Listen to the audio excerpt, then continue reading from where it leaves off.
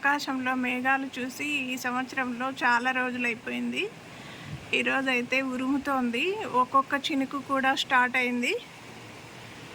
చూడండి, ఇక్కడ ఒక్కొక్క చినుకు అయితే పడుతున్నాయి.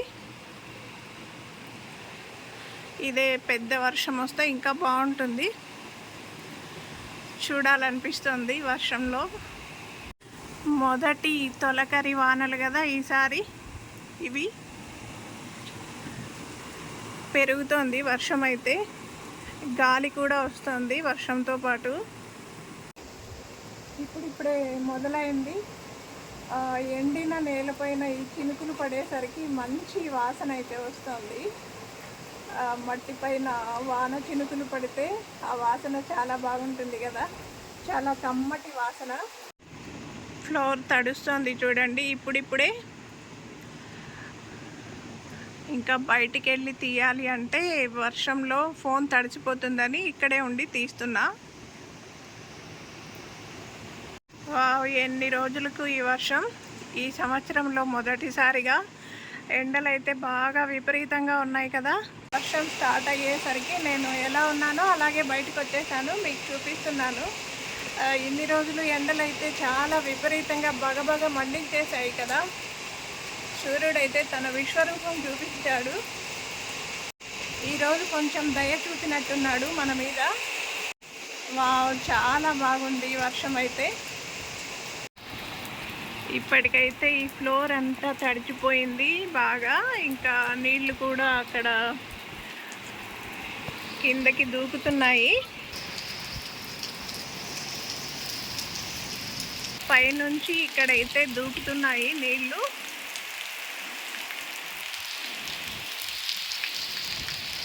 ఇంకా ఈ నీళ్ళు అయితే ఇక్కడ కనిపించే నుంచి కిందకి వెళ్తాయి. ఇవి చూడండి, ఇటువైపు బాగా చెట్లు ఊగుతున్నాయి, గాలి వాన.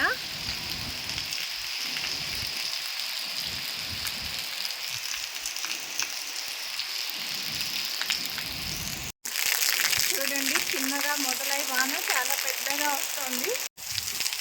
చూడండి, చిన్నగా మొదలై వాన చాలా పెద్దగా వస్తుంది. గాలి మహా విధ్వంసాన్ని సృష్టిస్తుంది కదా, అలాగే ఉంది పరిస్థితి. గాలి రాకుండా ఉంటే ఇంకా కాసేపు వచ్చేది వాన. పాపం వర్షంలో కూడా కొంగలు తిరుగుతున్నాయి.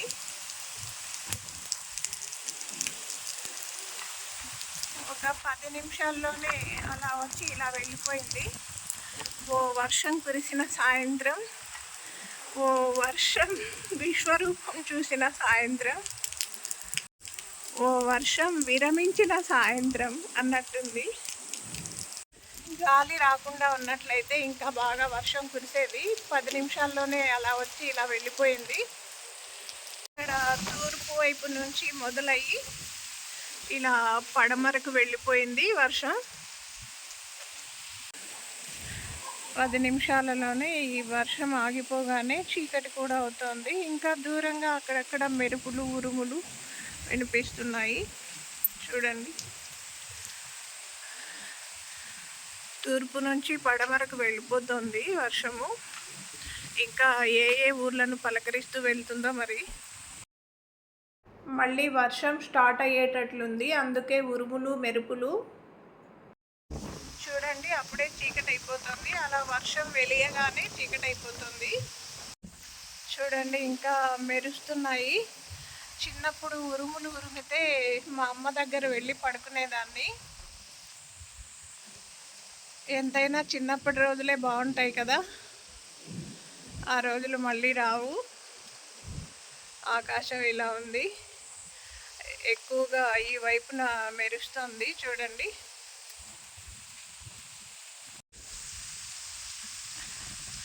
ఈ వైపున ఎక్కువగా మెరుస్తుంది.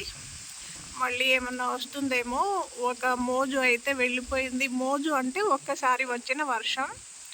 ఇప్పుడు మళ్ళీ సెకండ్ టైం స్టార్ట్ అవుతుందో ఏమో మరి. చూడండి, ఇటువైపు బాగా మెరుస్తుంది. ఇంకా వర్షం అయితే మళ్ళీ వచ్చేటట్లుంది. ఇప్పుడు ఒకసారి వచ్చి వెళ్ళిపోయింది. మళ్ళీ సెకండ్ టైం స్టార్ట్ అవుతుందేమో.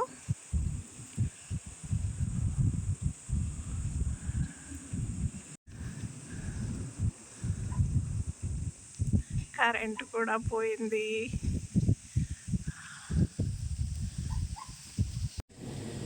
ప్రకృతి చూడడానికి ఎంత అందంగా ఉంటుందో, ప్రకోపిస్తే అంత భయపెడుతుంది కూడా. ఈ ప్రకృతి విలయాన్ని తట్టుకోవడం మన వల్ల అయితే కాదు. మనం చేయాల్సిందంతా కూడా ఏంటంటే ప్రకృతికి హాని చేయకుండా ఉండడమే. ప్రకృతిని మనం రక్షిస్తే ప్రకృతి మనల్ని రక్షిస్తుంది. అంటే వృక్షో రక్షతి రక్షితః అన్నట్లు. ప్రకృతికి హాని అంటే మనం కాలుష్యం కలిగించడమే.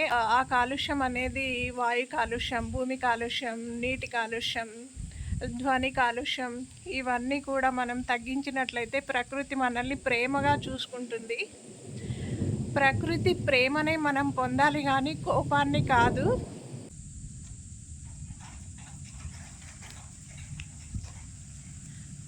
ప్రకృతి ప్రేమ మెరుపు లాంటిదైతే ప్రకృతి కోపం ఉరుము లాంటిది. మెరుపు వస్తే తప్పకుండా ఉరుము వస్తుంది. ఉరుము రావడానికి ముందు మెరుపు మనకు చేసే వార్నింగ్. రెండింటిని స్వీకరించాల్సిందే మనం. ప్రకృతిని మనం వేడుకోవాలి తప్పకుండా. ఇలాంటివి చూసినప్పుడైనా ప్రకృతిని మనం తప్పకుండా ప్రార్థన చెయ్యాలి. ప్రకృతి ముందర మనం చాలా అల్పులం కదా. పంచభూతాలని మనం ప్రార్థిస్తేనే అవి మనల్ని కాపాడుతాయి.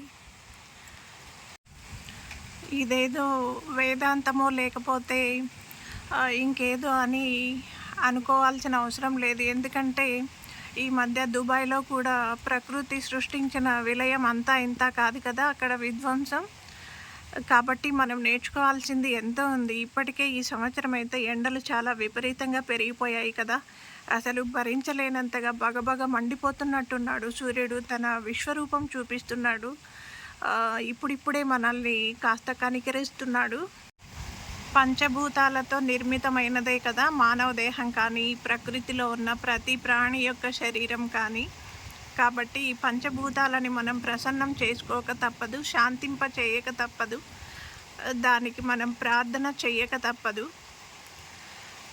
ఈ పంచభూతాలకి హాని కలిగించే పని మనం చేయకుండా ఉంటే అవి మనల్ని కాపాడుతాయి. అంతే మనం చేయాల్సింది. అంతేకాకుండా ప్రకృతి మనకి ఏదైతే ప్రసాదిస్తోందో దాని పట్ల మనం కృతజ్ఞతాభావం కలిగి ఉండాలి. కృతజ్ఞతను వ్యక్తపరచాలి కూడా, కృతజ్ఞతను తెలియజేయాలి కూడా. అలా చెయ్యకపోతే మనం కృతజ్ఞత లేని వాళ్ళం అవుతాము. అప్పుడు ప్రకృతికి కోపం వస్తుంది కదా. అంటే కృతజ్ఞత లేకపోవడం అంటే ఏంటి? సహజంగా మనకు ప్రకృతి ఎలా అయితే ఉందో దాన్ని అలాగే ఉంచకుండా మనం దాన్ని పాడు చేస్తున్నాం కదా. అలా పాడు చేయడమే మనం దాని పట్ల కృతజ్ఞత చూపించినట్టు. కాబట్టి మనం కృతజ్ఞత కాకుండా కృతజ్ఞత కలిగి ఉండాలి. Okay, good night.